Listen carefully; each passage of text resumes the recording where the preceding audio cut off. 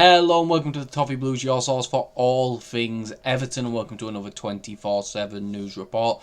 The headline news today comes from Mark McAdam, and it's that Everton have had an £18 million bid rejected by Aston Villa for John McGinn. He's not considered for sale. First thing we'll get out of the way with this is that this was actually before the news of Kane and Dewsbury Hall signing. Sky just got to it really late for some reason. There's rumours that McGinn's about to potentially sign a new deal with Villa. Yeah, this one's a bit weird one how it came out so late. I think McGinn would have been a fantastic signing, the type of leader, the work rate, really good in front of goal, much better technically than I think he's given any credit for really, but yeah, this is one where I am surprised it came out so late. I feel like this is a news you think they'd get on a bit earlier, but I think it's a positive sign for how well the club's doing at keeping out leaks, in the fact that this has only come out days after it became an actual thing. But yeah, this was before us signing Dewsbury Hall. We signed Dewsbury Hall instead after they rejected it and said he's not for sale. So it is a quick one really, but that's probably the biggest news that's come out in the couple of days. Moving on is that Paul Joyce reported that Everton believe a loan for Grealish will cost them £12 million in total for just 1 year. And we are running a poll currently on the Twitter at Everton Newsfeed if you ever want to participate in any of the votes. Would you still move to sign Jack Grealish for £12 million total on loan? 72% of fans have said that they would. 11% of fans said that they would not. They're unsure, and the final 17% of fans said that they would not. That's from 3,417 votes so far. So thank you to everyone that has voted.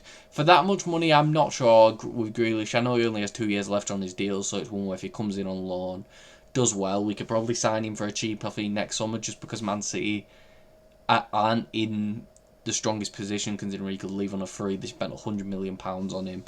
They're going to have to recoup something, but £12 million is just so expensive for a loan. Unless it's like a really cheap option to buy, like 25 million. I don't see it.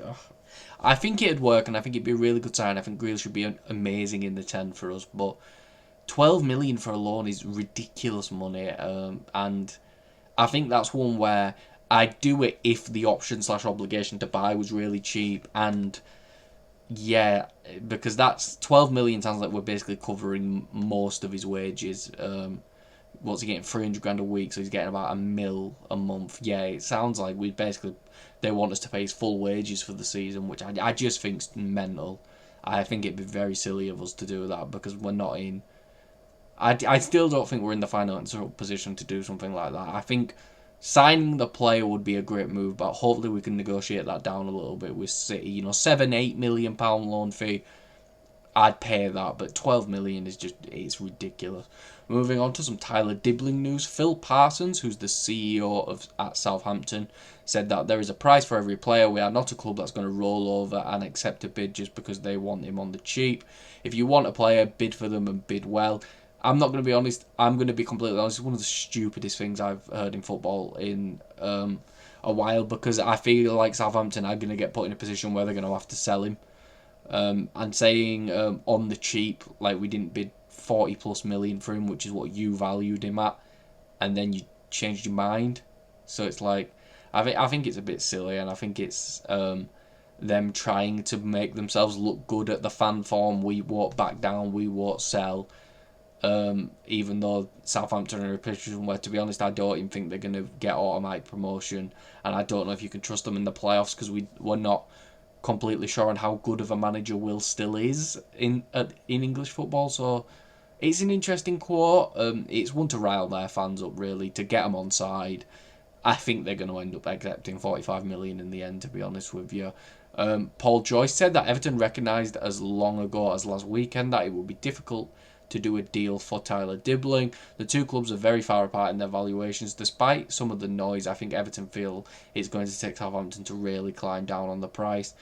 Depending on what Dibling does, if he tries to force a move, they may have to accept it, but we'll have to see. And speaking of, Southampton manager Will still confirmed that Tyler Dibling will not play in their season opener against Wrexham. His exact quote was, "There are a few players who are where they're at in their career and are making choices."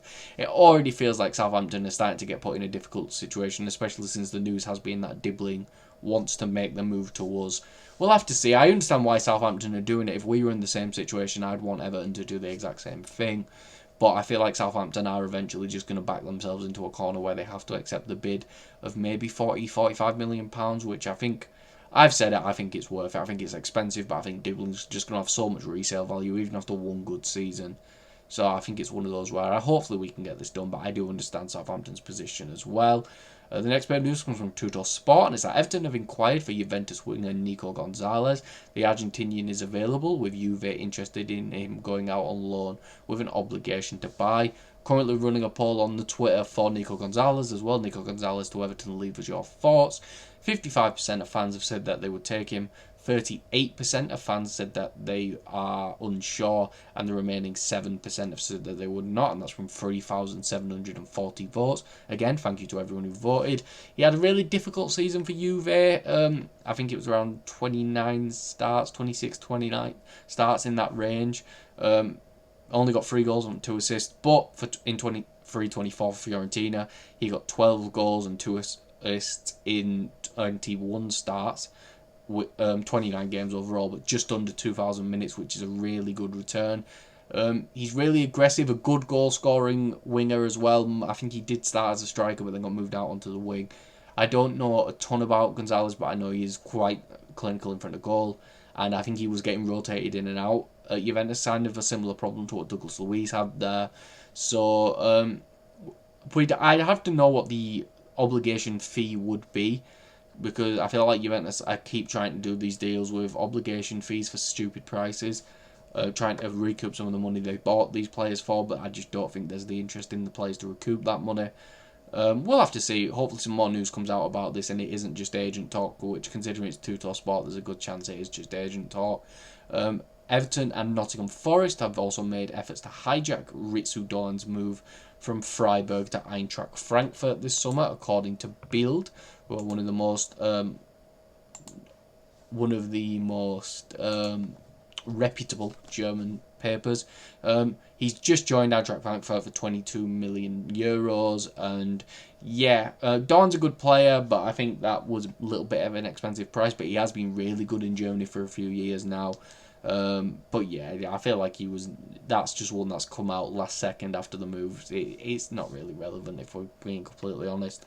And the last two bits of news come from the Everton's Legends game, which I believe takes place tomorrow. Everton have confirmed that Leighton Baines and Stephen Pienaar will play in the Legends game, recreating that devastating left-hand side we had. It'll be really good to see them to get to play together again. And they've also confirmed that Gareth Barry and James McCarthy will be playing again. Big parts in that first Roberto Martinez season, both of them who were fantastic. Gareth Barry especially was unbelievable. It'll be good to watch them again. I am quite busy tomorrow, so I'm not sure if I'll be able to catch the game, but I will try to catch some, because it'll be great to see some players who actually are linked with fond memories of Everton getting to play. But that is all for this video. If you did enjoy, please make sure to like and subscribe. Follow us on Twitter at Everton Newsfeed, and follow myself on Twitter at Callum Brannan3. And I'll see you all for the next video and our live stream that I am on.